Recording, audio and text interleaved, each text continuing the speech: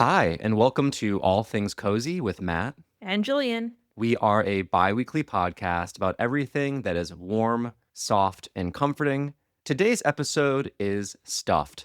From childhood bedtime buddies to classic collectibles like Beanie Babies and Labubu, this week we're teddy bearing our souls about the plushies that have been our main squeeze. We even head to a Build-A-Bear to see what it's like to bring a new furry friend to life.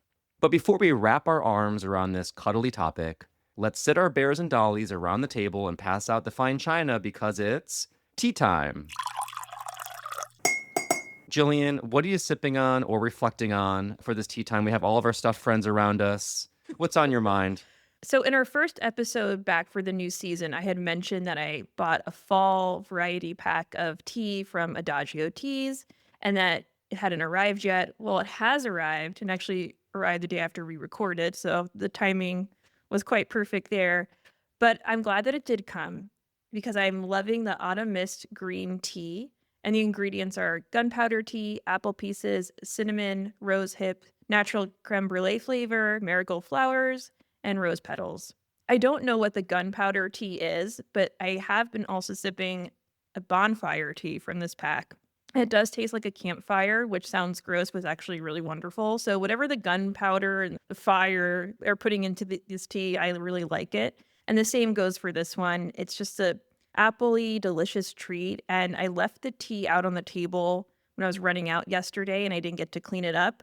And I'm glad I didn't because the guest room where I often hang out in smells so lovely, as if I was burning this fall candle. So whatever they're doing something right. I recommend getting this autumn pack. The aromatics seem on point. I'm glad we could cash this rain check and that you were giving the gunpowder a shot. I can tell you who else was getting a shot, potentially a shot at fame. This karaoke dog that I saw in Las Vegas went on a trip recently and we popped by this karaoke place in Excalibur. It's this hotel off the strip. Don't ask why we were there. And on our way out, we saw this really cozy karaoke bar because if you're on the strip, it's really flashy and busy, and you don't really see the cast of characters that I think truly represent Las Vegas. And this karaoke bar did. And there were these two older ladies who wheeled in this little dog. It wasn't a Chihuahua, but it was a Chihuahua mix or something. It was in this stroller. And at first I was questioning it because I'm like, oh, there's a lot of smoke in here. It's 2 a.m. I don't really know if that's the venue for this dog, but it was wrapped with attention. It was watching every performer like as if it was at church. It was so cute. I'll have to share a recording, maybe if I can block out the people in the video, because I took a quick little video and it was so cute. His ears were perked up. He was a girl, I don't know.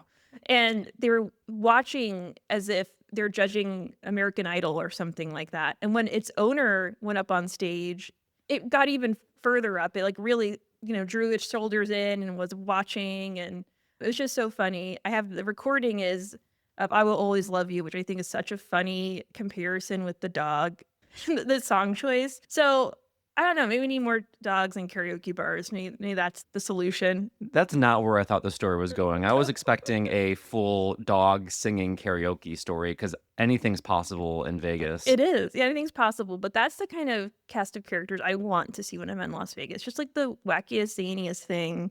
And no one blinks an eye.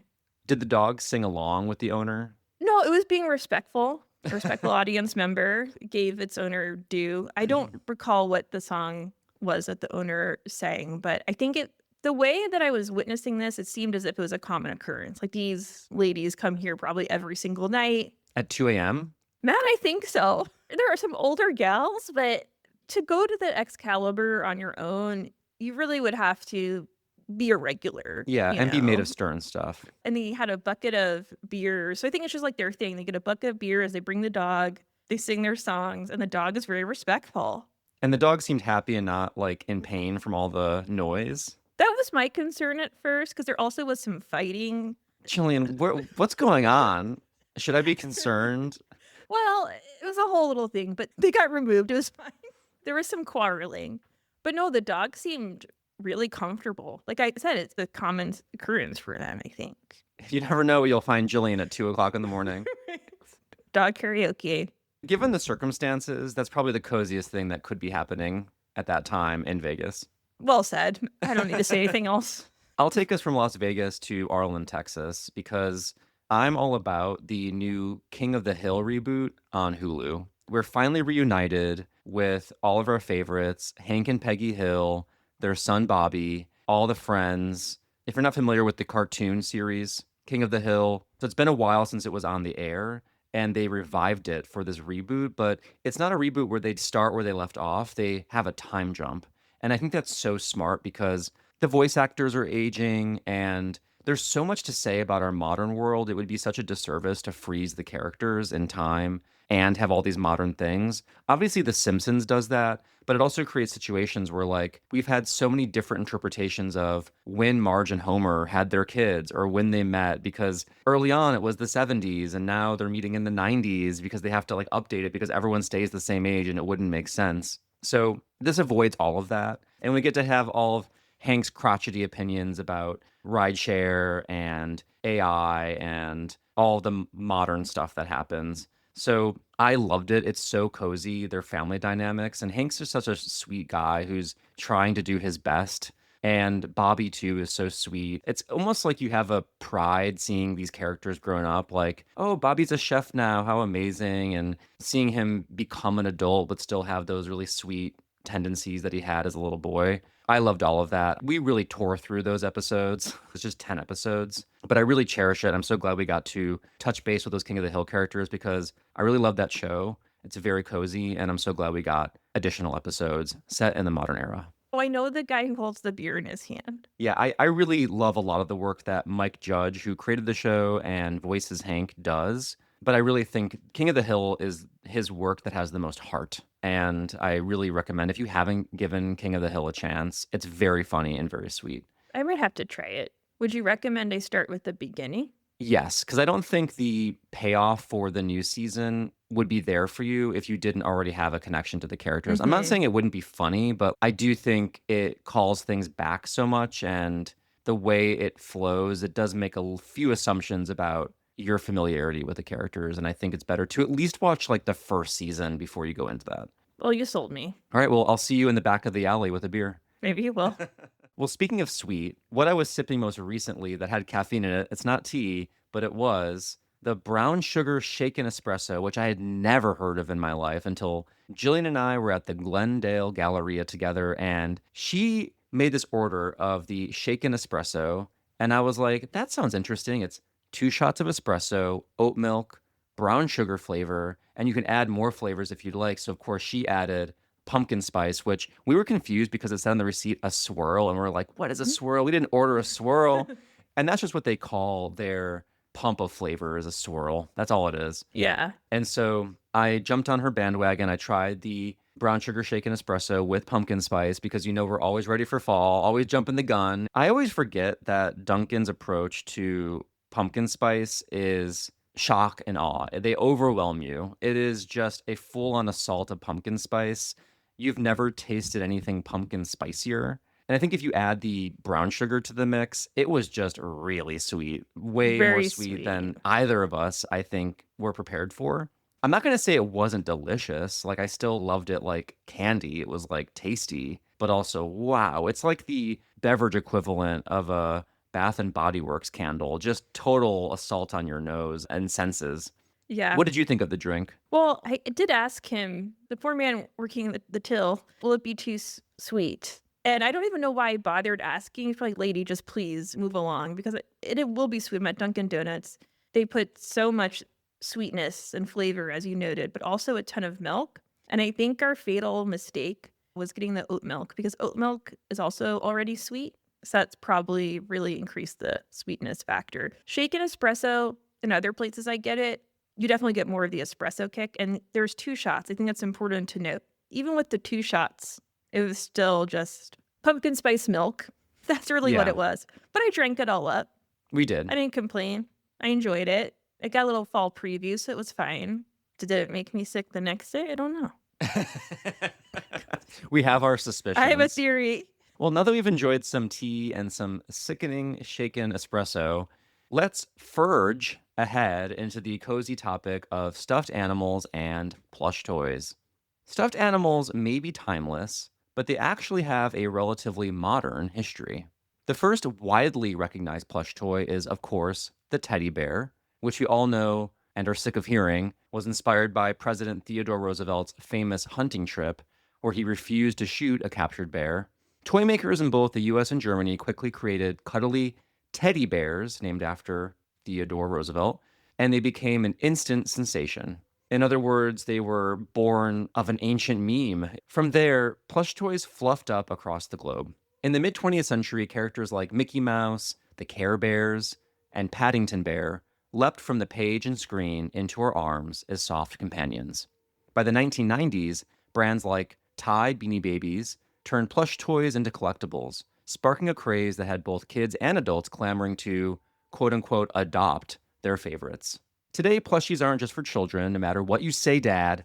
Squishmallows, JellyCats, Disney Tsum Tsums, Sanrio favorites, and even edgier designs like Labubu show how stuffed animals have evolved into everything from cozy stress relievers to fashion statements. What hasn't changed is their role as sources of comfort and imagination. Whether it's a teddy bear that soothed a child at bedtime or a squishmallow hugged after a long day of work, plush toys continue to remind us that everyone deserves a little softness in their life. Let's kick off this conversation with just the popularity of stuffed animals and where they fit in our cozy culture. Jillian, why do you think stuffed animals are such a go-to gift, even for adults? If we consider like Valentine's Day especially, like people really do give a lot of plush toys. Why do you think that is?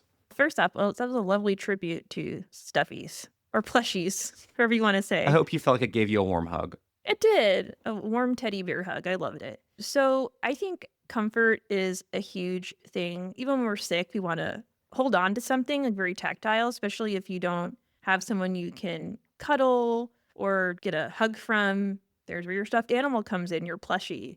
I don't know what the preference is for stuffed animals versus plushie these days. I'll say plushie. So going through this episode actually reminded me that I hadn't had a blood draw in a long time. So I put it off because that's what I love to do is put things off. And so I had so much anxiety about it that I did bring the stuffed animal that my partner and I got instead of an owl. We called it Hooterson. Say again. Hooterson. I completely forgot about Hooterson. Would you spell it Hooterson? It's nothing related to Hooters. I just want to make that clear. Somehow, our nickname for each other early on in our relationship was Hootie or Hoot. And so when we came across this stuffed owl, we got it and we called it Hooterson. I'm on board. And so I just thought, what if I brought Hooterson with me? And I had it in my little bag. And as I was getting my blood draw, I pulled it out. And the woman said, I've never seen anything like this in my life. Are you serious? And it really was comforting because I got to stroke Hooterson and I just got to be distracted. I think having something tactile is very important. It's a distraction, definitely, make sure that you're not fainting or too distraught. Right. I think that makes hands-on sense. comforting and Yeah. cozy. And I think even when we're really sad and we're feeling lonely, I think giving a stuffed animal a little hug, a little pat, that's totally reasonable as an adult. I think that's totally fine. I'm good with it. Hooterson did come with us on our move. I don't know where he is today. We just kind of lost touch with Hooterson.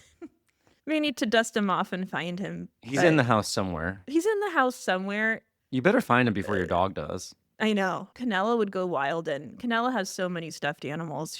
Her favorite is a little lamb chop. Loves that lamb chop, which I think is really cute. The character lamb chop, not a stuffed toy of a lamb chop. To be More clear. like lamb chomp. Yes, it is a little lamb chopping, but not to take the podcast into too of a weird territory. So I'll move on from Hooterson, but I also think that a lot of adults feel like they didn't get the childhood experiences that they were craving, whether they couldn't afford to have toys or whether they just had to grow up a little bit sooner. So really getting into plushies or stuffed animals as an adult, I think is a way to kind of reclaim the childlike sense of wonder that you maybe feel like you didn't get when you were supposed to.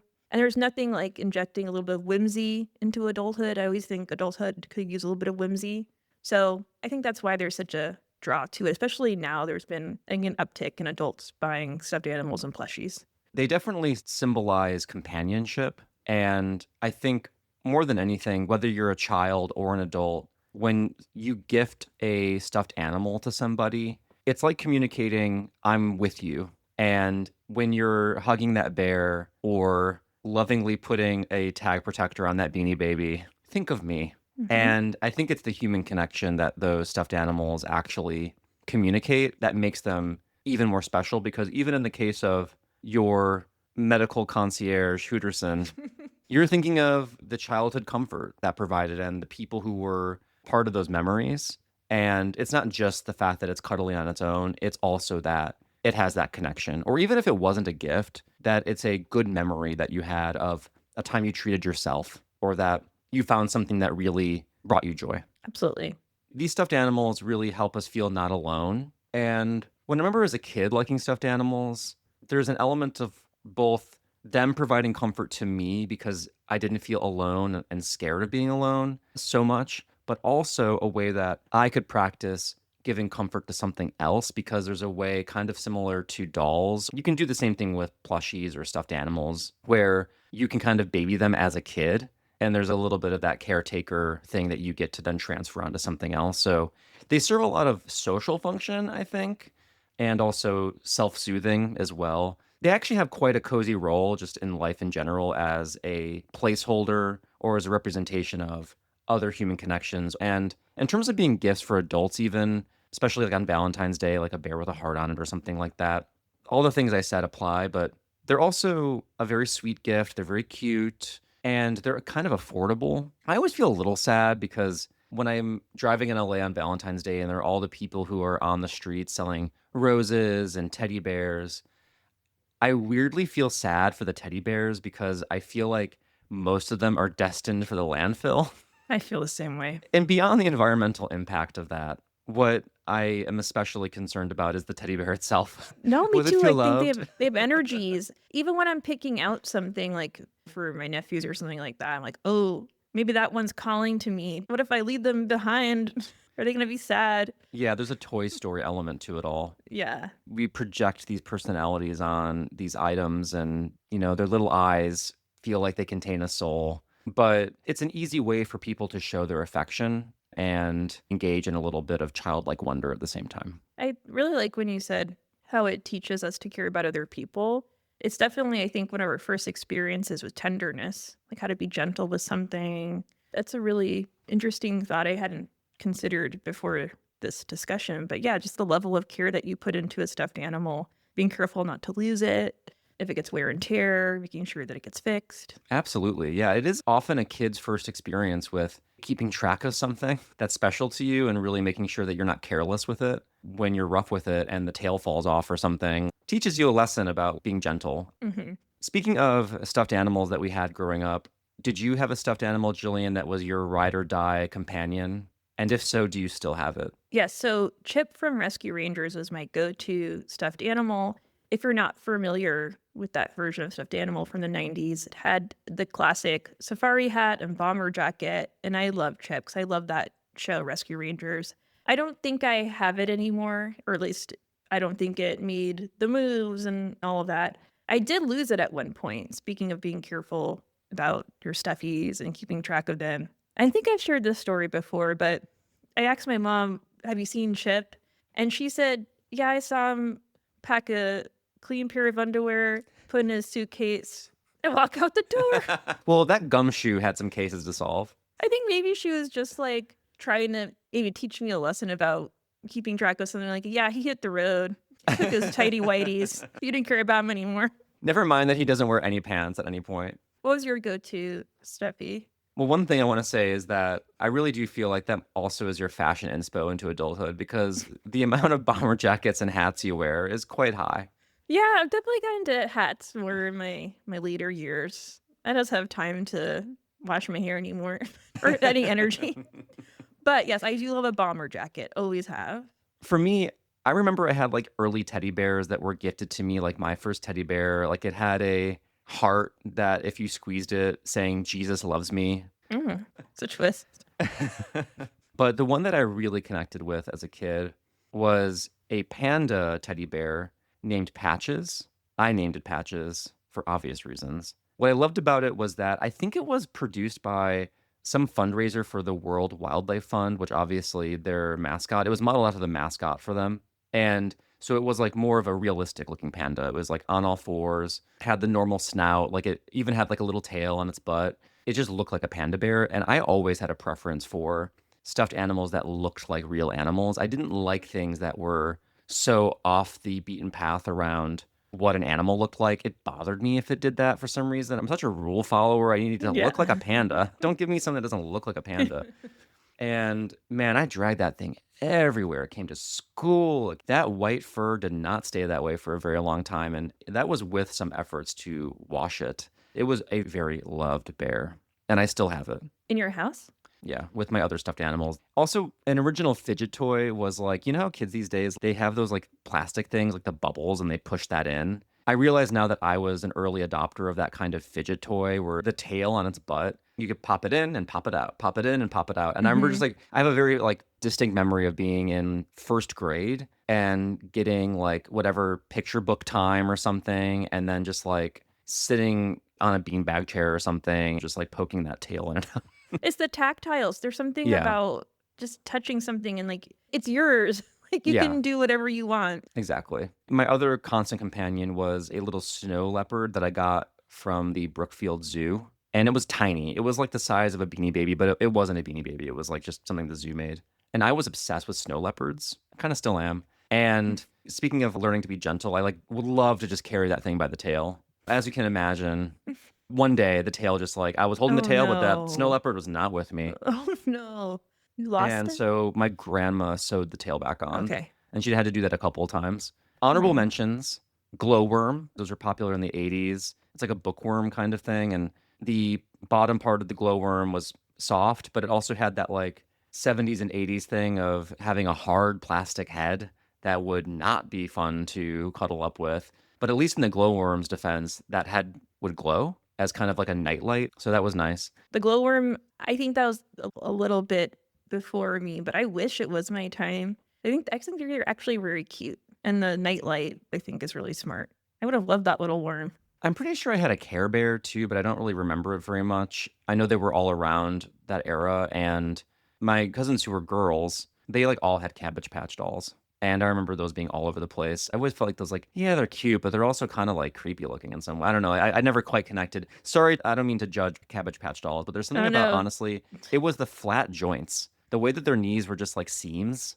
I couldn't handle that. Obviously, it made them more articulated. They could sit. I get why they did it. You don't even need to worry about you judging them because I think a good bulk of society has thinking that they're haunted or possessed. All right. Well, before we go into a conjuring direction, Okay. let's go into the collectible direction. Jillian, did you ever collect any plush toys? And if so, which ones? Why did they appeal to you? I don't want to take away your shine with this one because I know that you're the biggest Beanie Babies collector fan. We were all in the craze. That was not special in that regard. So No, everyone but engaged in that mass hysteria. I didn't put any of the protectors on the tags. I just like them for literally what they were. Like I wanted specific ones, not because of that was me the hot one to get.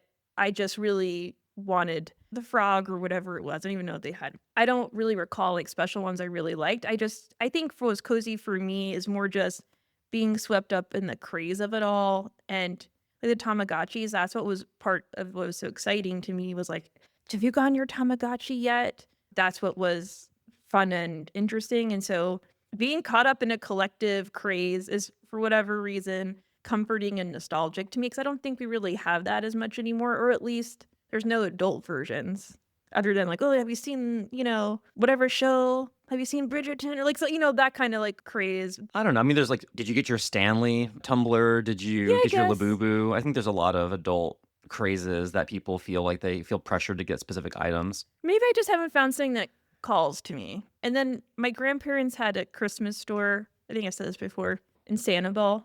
At the front register, they'd sell like little things like I convinced them to start selling Pokemon cards way after probably they were popular. Same thing with Beanie Babies. Like, you got to sell these Beanie Babies. Good news for them. They're still Probably really put 'em into- popular. They never stop being Out of popular. business.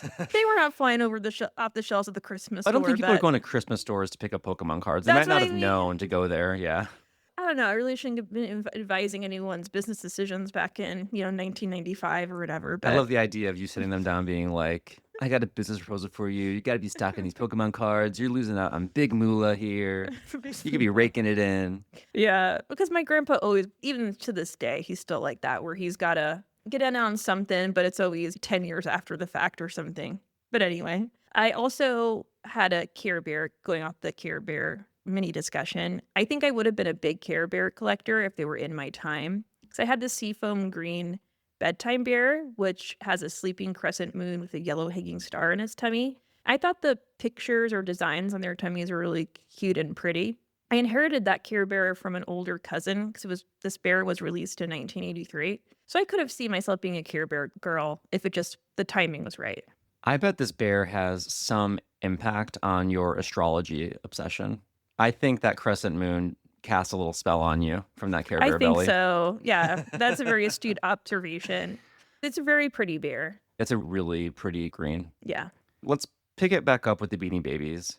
So you were more in it for the adorable nature of the toys themselves. Yes. That's how it started for me, where initially my first Beanie Baby was Ringo the raccoon, and my grandma gave it to me. And that was where it lived for a while. I think I only had that Beanie Baby for like almost a year or something. I remember too, like I was so obsessed with it. It was another one that came with me a lot, especially to school, like when I was really little and they would let you bring plush toys to show and tell, or you're reading carpet time or whatever. I remember there was some like craft sale that was happening at the elementary school, and my mom got this like hand sewn sleeping bag for Beanie Babies. It had like a little Mhm. pillow and like it was all just hand sewn. When I'd go to bed, I would slip Ringo the raccoon into its bed as well. And so that was where it stayed for a while. And then my friend started to get into them as collectibles. And that's how I got into the cult of Beanie Babies. And I was starting to look for them and hit up all the haunts where a kid can beg for a Beanie Baby. We're talking Hallmark. We're talking any confectionery, like candy store at the time. And they always knew the high value ones because they would bundle them in with like expensive chocolate. There was also the flower shops and Yep. homegrown pharmacies or another hotspot for Beanie Babies. Ty really loves to sell to mom and pop independent stores, and that still continues to this day because they give all of their crap to like CVS and Walmart, like whatever their disgusting, ugly Beanie Boos are. And then if you go to like the pharmacy on your main street or something, that's where you'll find all of the really hard to find, cute, classic Beanie Babies and later Beanie Buddies as well, which are like the larger kind. Anyway, you can tell I got in deep. Yes, you got in deep. Yeah, I had a lot at one point. I gave most of them away to my nieces and nephews. That was hard to see because we literally dumped them all out like from a plastic bin in front of them and they just tore at them and then tore off the tags. This happened a few Oh years ago. no. I was ready to release them at that point, and I only kept some of my favorites, and then also I kept all of my teddies. So there's the teddy bear Beanie Babies that look like little bears. I especially love to collect the Christmas teddy bears. And they would just name them after the year. It would be like the Holiday Teddy 1997, the Holiday Teddy 1998. I was obsessed with those holiday teddies, so I just had to have all the teddy bears. You need to put them on display so you can take a photo and share with everyone because I want to see them. Maybe one of my most obnoxious moments was when my friend traveled to London during the height of the Princess Diana Beanie Baby. And that was when you could only get it in England. I think you really could only get it there, but people like exported it back to the US. And he came back with his Princess Diana bear. And I was sitting there like, wait a minute, you didn't get me one? Wow, I really made a stink about that. I really had no Really? shame. I Was had it no a friendship shame. bender? They had their family in London mail me one. Wow. Friendship You saved. put the pressure on. I think everyone had a Princess Diana Beanie Baby. Did you have one? No, I thought it was really hard to get. I didn't have any fancy friends. Well, And all the collectors had one. yeah, It wasn't actually very hard to get. all the real collectors. They made a lot of them, and people lie about the value of that. Most of them are worth almost nothing. I really wanted a Britannia Beanie Baby, which is it had the Union Jack on it, and that one really was much more rare than the Princess Diana Beanie Baby. But here I go again. I'm gonna reel this back. So All things Beanie Baby in a podcast on it. they lost me finally when they fake quit, where it was like, we're ending Beanie Babies in 1999, and they came out with The End Bear. And then on New Year's Eve, they do a blast announcement. JK, we're not going to stop making Beanie Babies. Here's the beginning bear.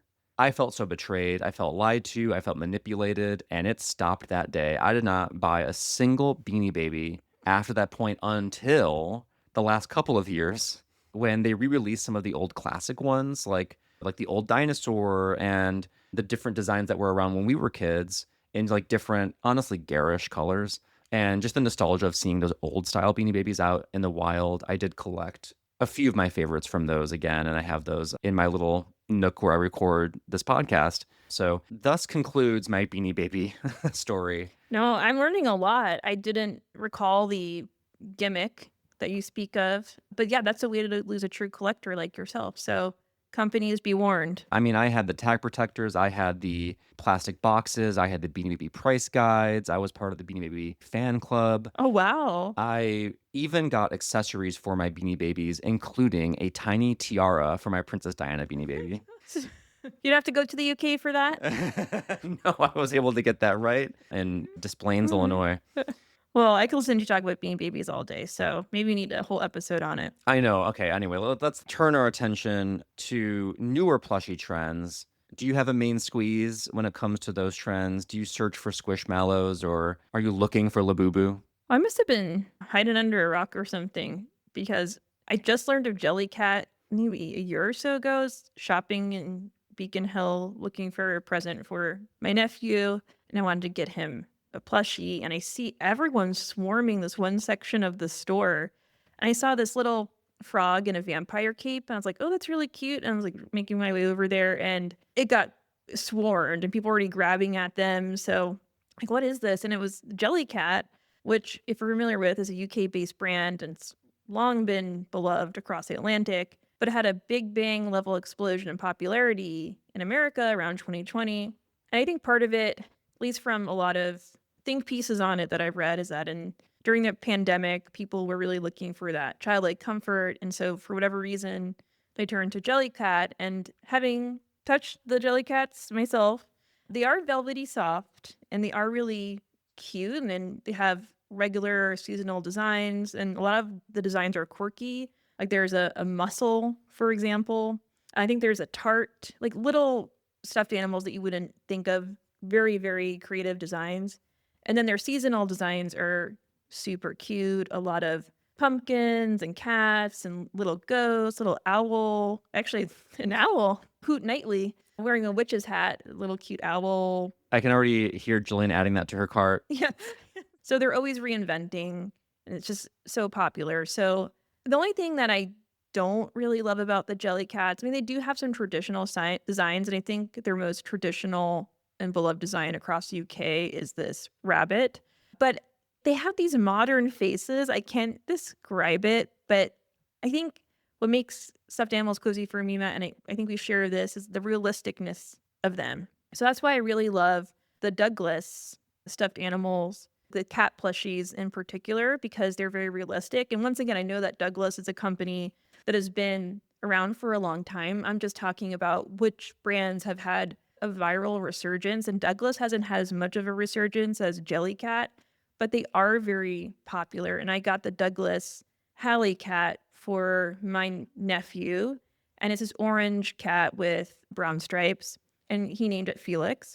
And then my second nephew, who's younger, really wanted Felix, and they were fighting over Felix. So we got a cat sent to him. So they both have their own Felixes.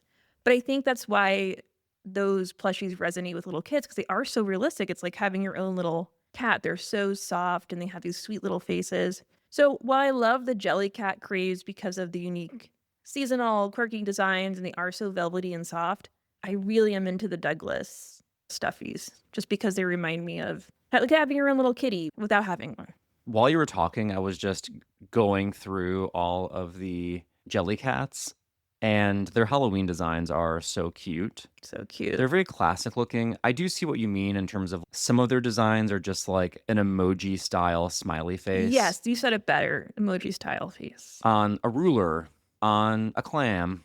And I still think that's very cute.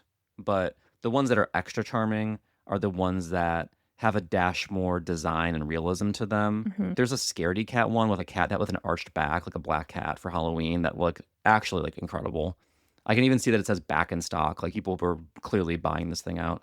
Definitely. And the Misty ghost, I think, is really cute.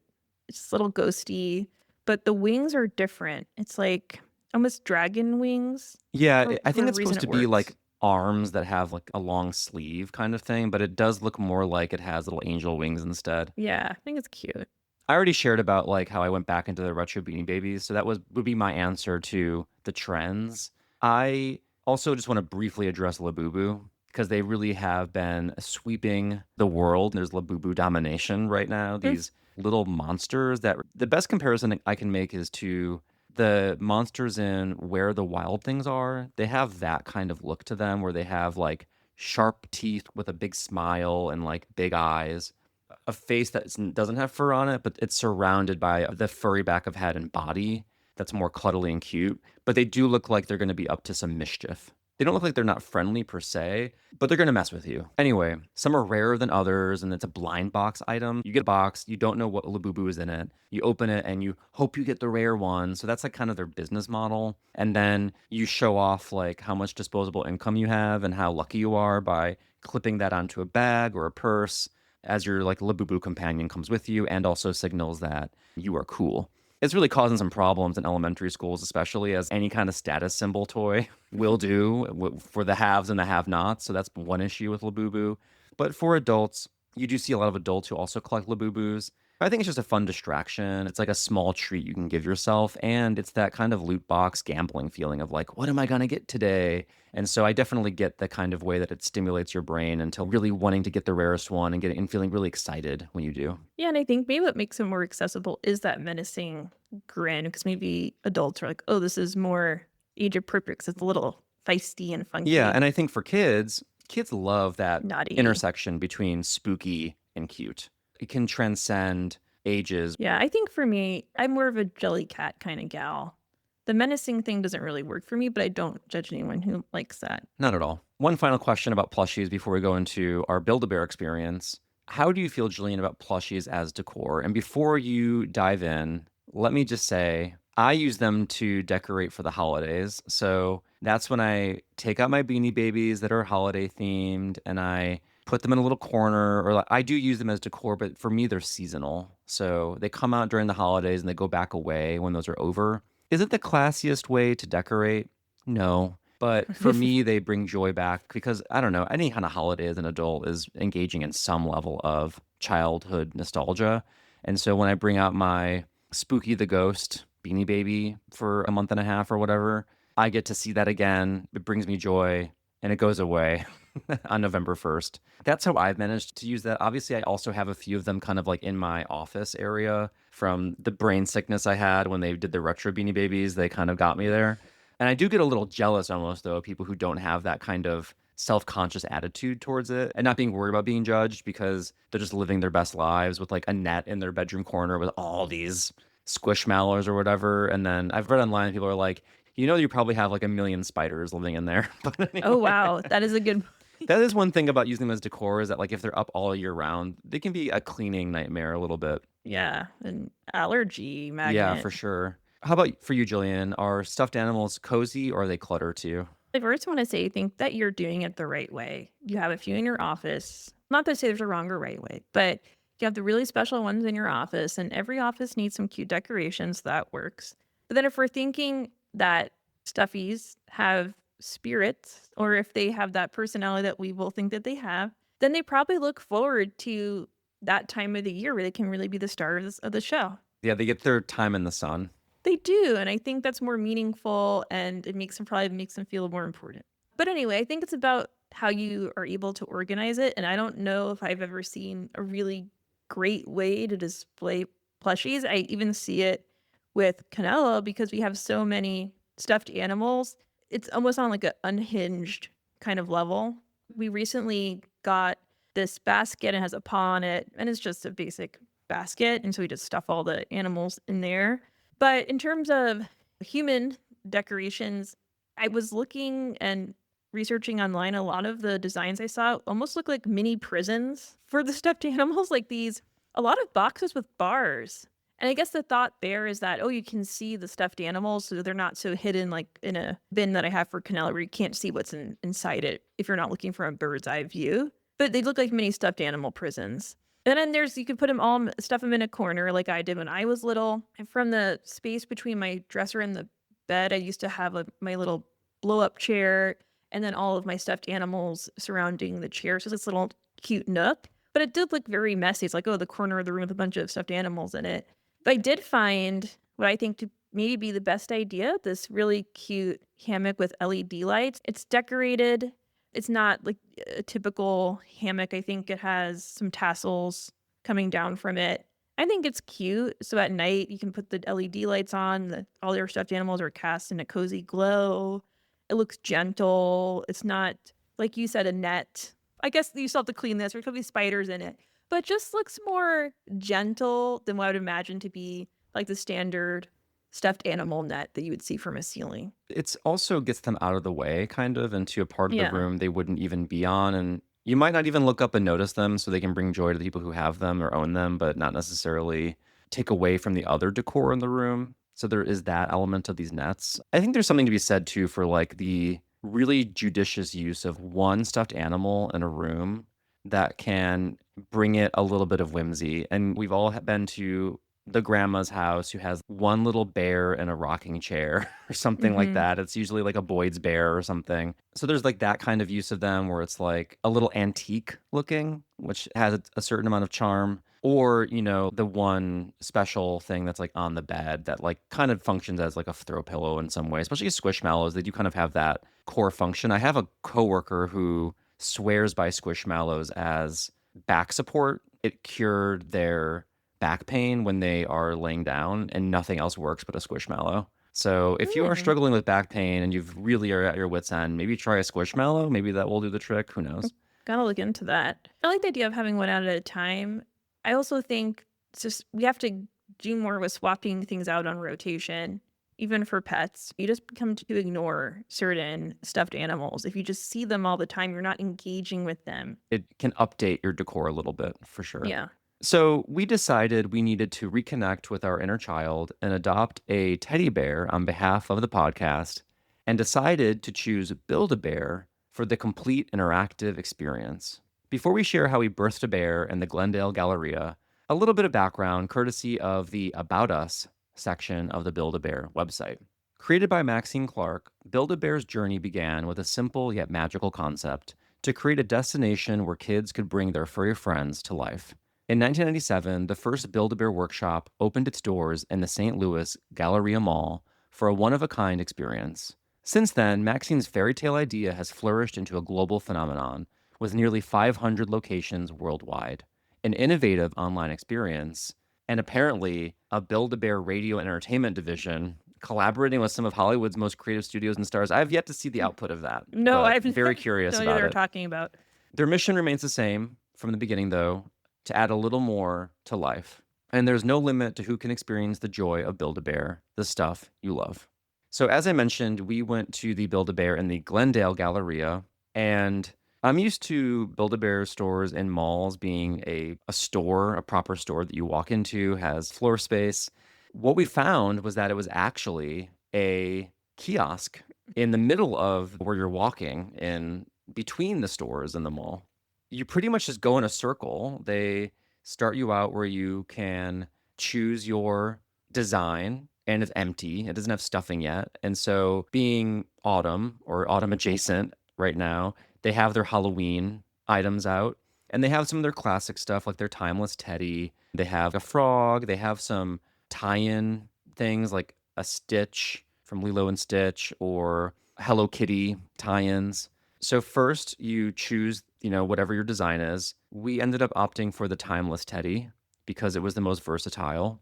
We found issues with all the other ones somehow. We really took it very seriously. I probably took 20 minutes just deciding our quote unquote skin. Exactly. And then they bring you to like a screen kiosk and someone helps you out with the next step. Jillian, what did we do next after we picked our skin, our fur? Yeah. We filled out the birth certificate.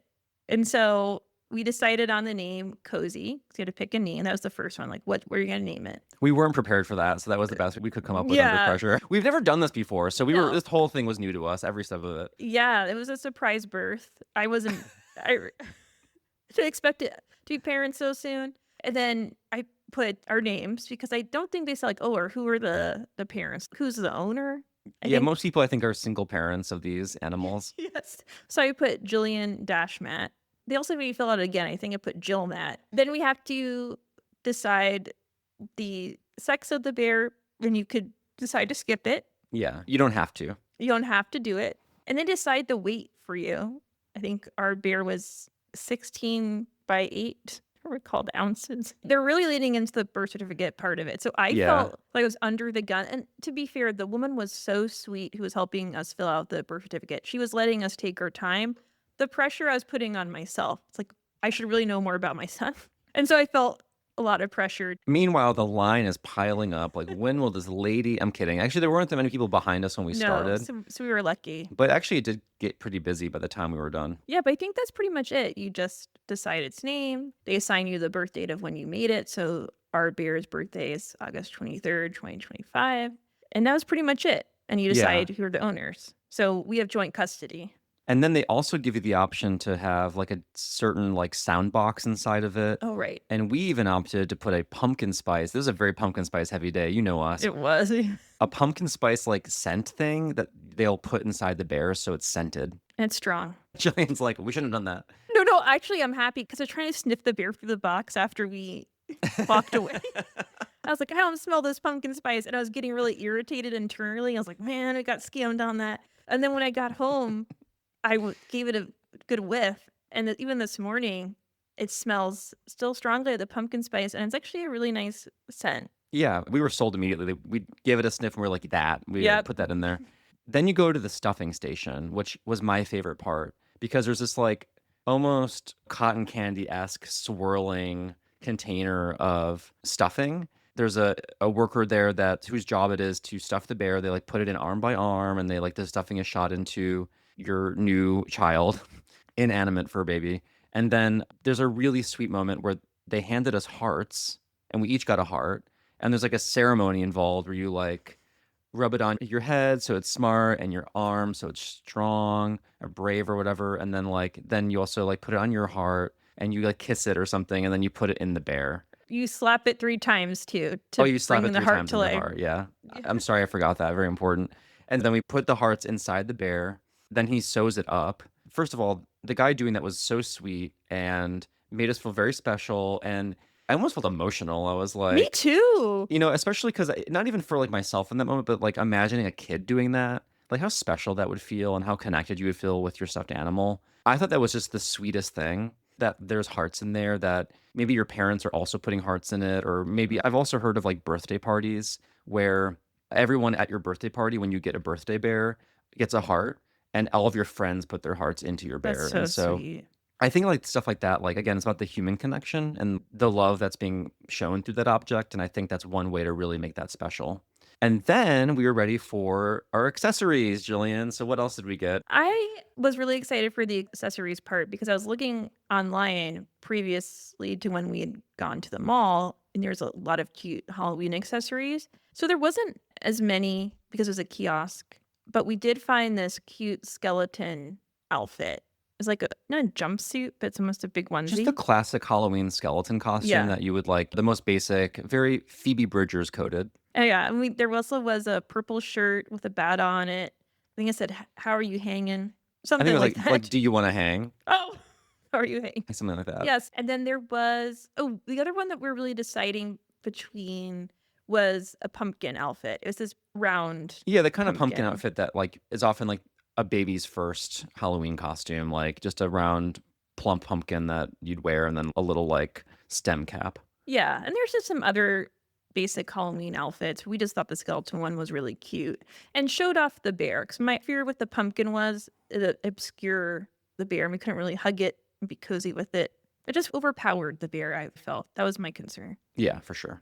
And I think that's it. There were other accessories. We could have done boots, some black chunky combat boots. We could have gotten we could have gotten a witch's hat and a little witch's broom. We also could have gotten it a pumpkin that we could put in its hands. So it's like a Halloween pumpkin, go trick-or-treating or something like that. And then we also got it a little friend. I thought it was a sibling. Matt, you saw it as a pet.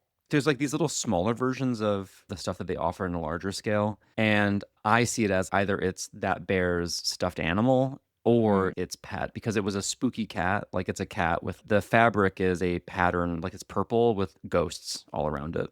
And we almost got that one as our big main one. Yeah. But in big form, you can't tell that it's a ghost pattern. It looks just like it's a purple cat with white spots, but it Right. shows up a lot better on the tinier I version. agree. Somehow it just reads better on the tiny one. Yeah, it does. There is a cute one online that has it was a black cat with was it pumpkins, Matt? Yeah, it's pumpkins instead of ghosts. I didn't have it, but that's okay. But if you go to yours, I would keep an eye out for that one because it's really cute. Also, there's a lot of people clamoring over the bat, which they Oh, the didn't bat. have there. It's so cute. Yeah. When you go online, it's sold out. I have heard tell that there's some locations that are getting restocked on that. Oh, Don't ask me why I was looking into it. or looking for a second child. Exactly. I'm thinking I'm gonna control myself on that one, but for a bat plushie, it's like really cute. Very cute. And that little one's only $6, right? Yeah, like 8, I think. We really treated ourselves that day to all the inner child experiences from Build-A-Bear. We went to town and I had the best time doing it. I didn't realize how much fun I was going to have. I think my favorite part was picking things out with you and doing it together. And we could have each done our own, but it was a lot more special that we did it together and that we also had a lot of similar preferences, like how you talked about how specific we were when we were first picking things out. We had little things we didn't like about each one, and we Yeah. landed on the bear. I thought that was such a fun experience. It was really special. Yeah, and I'm glad I had you there because I was very self-conscious as an adult getting a Build-A-Bear. Everyone treated us with so much kindness, and no one treated us in a mocking way. It turns out there's a lot of adults who collect Build-A-Bears, and it's very common. It's not just kids in line. It's all sorts of people. It's I think even more than little kids getting stuffed animals. I saw as many couples where Mhm. one of them was treating the other to a stuffed animal and they got to choose. And I truly came into the experience as a Build-A-Bear skeptic, and I came away as like a Build-A-Bear booster. I really would recommend this to anyone for the amount of customization that you get, the experience that comes with it. It's not just a thing you buy and like fork over some cash and take it to the kid. It really becomes an experience and a memory, unlike other stuffed animal things. And for not really any more than you would spend on a stuffed animal you would just buy in the store, you get all these extra things with it. I really almost regret all the years I've wasted, like not getting my nieces and I know nephews a I'd never Build-A-Bear, or done it not taking them to before. that Yeah. experience. I could have done that, you know? So I really enjoyed my time. I would highly recommend it if you have, obviously, adults do this. You can do that too, just like we did. But if you do have a child in your life who could use a stuffed animal, don't just give them one, but take them to a Build-A-Bear and like share an experience together. Yeah, and I think anyone who has experience with kids, whether you have your own or you have nieces or nephews, that kids love to choose. And Yeah. I think that was the most special part. It gives a sense of control and creativity to I don't think kids often get. And it's just something fun about this is my beer that I made with all of my decisions. And yeah, like you said, Matt, the customization part is so fun. The little things like the scent. I didn't even know they had that. That was such a cool experience. And I like the kiosk, even though it wasn't a store that we could go into and really have more merchandise. Something about the kiosk and the hurriedness of a mall and everyone passing by made it cozier for me for some reason. I have to give a shout out to the Glendale Galleria and the employees at that Build-A-Bear. They were so sweet and nice, and I really think that helps too to have really kind employees there being patient. Absolutely. Julian, it's time to tuck in our stuffed animal friends, but don't worry, you can always visit them in your memories, imagination, or if you're a current collector, a cluttered shelf in your bedroom. Now it's time for our candle review. In the spirit of stuffed animals, I got a teddy bear shaped scented candle by Lord knows some manufacturer in China called Tishin. That's probably not a real name for something. Who knows? Whatever drop shipper thing. Not every candle we have on the show can be a top tier, like independent candle. We also want to bring in some of those things you might grab on Amazon or something last minute because you need it for something, like a candle review on a podcast. So imagine like a molded wax teddy bear with the wick on the top of the head, and it comes in green, blue, yellow, brown, or white. And I opted for a very soothing blue color.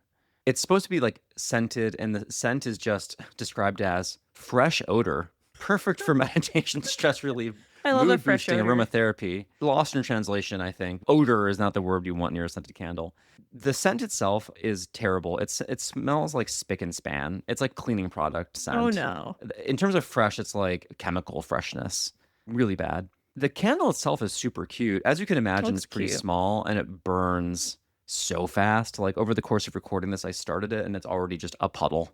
Really, these are intended for a table decoration, for like a baby shower or something like that, or, like a first birthday, something like that. In that respect, I think it's cute for that. They cost $9.99 each, which is a bit expensive for like that kind of thing. But in this realm of it being a scented candle, that's kind of cheap, but I don't think it works really as a scented candle, and nor would I want a table decor thing for a party to be scented in that way, especially scented in a way that smells like cleaning product. I'd rather just have no scent at all to not be bothering people. I'm gonna give this a wick down, but it really does look cute. Looks like a teddy bear. Fits the theme of this episode. But I would say if you are looking for that kind of party favor thing, this actually isn't a bad idea. Just find the ones that are not scented, and you'll be in a better position. The colors are really cute too. There's Yeah. pastels. I think it's adorable. I think, like you said, if you just want it as a decoration, it's worth it. These shaped candles really have come in trend in the past few years. Like for Christmas, I got you. Was it the cheese candle or the tomato candle? Or maybe Yeah. both. Yeah. Like the food item shaped like The food food, items. yeah, which I think are really cute, but those were unscented. And I think that's really the way to go because you're not burning them for the scent like you noted. It's just more for the experience. Before we hug our stuffies goodnight, we have a few shout outs. From Bake Off Addict, thank you for this beautiful review. It's so sweet. They write, My Little Corner of Cozy. I found this podcast September 2024 after searching for something wholesome and coarse cozy. I love Matt and Jillian's friendship and what they bring to us. Their infectious laughs are contagious too. I've enjoyed every episode and listened to previous episodes often. Thank you so much for a cozy podcast that hits the mark on everything. Thank you, Bake Off Addict. That was really kind. Yes, thank you for your kind words and for listening to our show. We really appreciate all of our listeners who tune in and support us. Of course, you can support us as well by leaving us a review like Bake Off Addict did on Apple Podcasts or wherever you listen to the show. We will read the 5-star reviews as we just did. And you can support us and get some cozy swag in exchange by hopping onto our Patreon at patreon.com/allthingscozy, where you can check out the tiers that works best for you, whether you want to join at the level where you get a magnet and sticker, or the level where you get access to our book club episodes, or at the level where you get a snazzy seasonal mug. On that note, a big teddy bear hug goes to Alyssa G for joining our Patreon. Thank you very much for supporting us. Thank you. We hope you had as much fun as we did as we strutted our fluff. We'll be back in your ears with a new episode in just a couple more weeks. Until next time, stay cuddly and stay cozy.